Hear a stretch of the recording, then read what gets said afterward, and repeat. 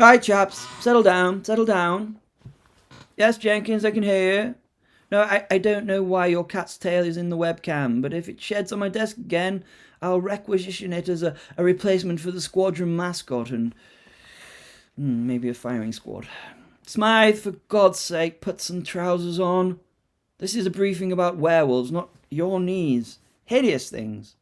No, not werewolves. Your bloody knees look like pale walruses. Now, okay. Werewolves, specifically, how one becomes one. Oh, no, Jenkins, it's not by getting bitten on the bottom during a full moon while holidaying in Skegness, though, frankly, that would explain the state of Skegness at the moment.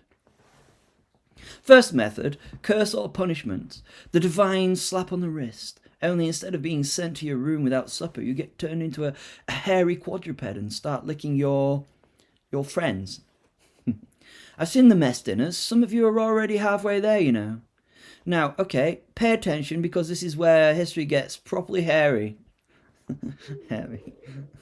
Literally. In ancient Greece, we meet King Lycon of Arcadia. Old Lycon thought it would be a wizard wheeze to serve Zeus a lovely dinner of human flesh. Yes, roast long pig. What one might call the original man meal deal. Zeus was not amused. Rather than leave a one-star review on Olympus TripAdvisor, he transformed Lycon into a wolf. Forever. Moral of the story, don't feed God's people. Bad form, but it wasn't just one king that changed. There were whole festivals, the Lycaea. Once a year, lads would trot up Mount Lycaon and sacrifice to Zeus, and allegedly tuck into a little nibble of human innards, and if you ate it, poof, wolf. Sometimes for 9 years, sometimes forever. The Greeks basically invented the first werewolf boot camp, a sort of national service, but furrier. The Romans loved a bit of Greek recycling. For them, lycanthropy was a punishment for hubris, oath-breaking, or general barbarity. Step out of line, bang, fur coat and tail for life. The poet Ovid, in his Metamorphoses, retold the Lycan tale as if it was a natural consequence of moral corruption.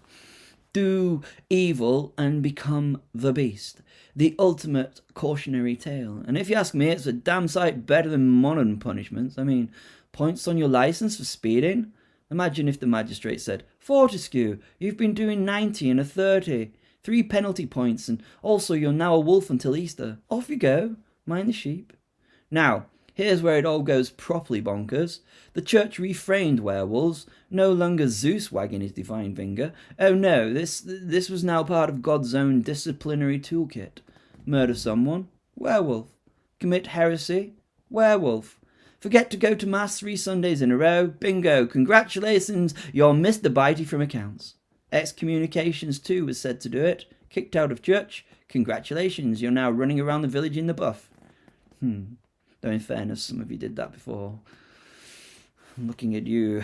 Yes, you, Corporal Harris. Yes, anyway. And then there was the devil, big red bloke, handing out wolf suits like Christmas jumpers. Congratulations, Jeffrey, you've signed my pact. Here's your complimentary transformation into a frothing wolfman. Please, howl responsibility. No funds. And here's the terrifying part. Some medieval villagers truly believed entire regions could be cursed.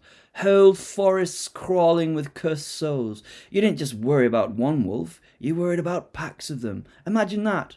Walking home from the tavern and suddenly half the parish committee comes bounding out of the hedgerows, furred and fanged.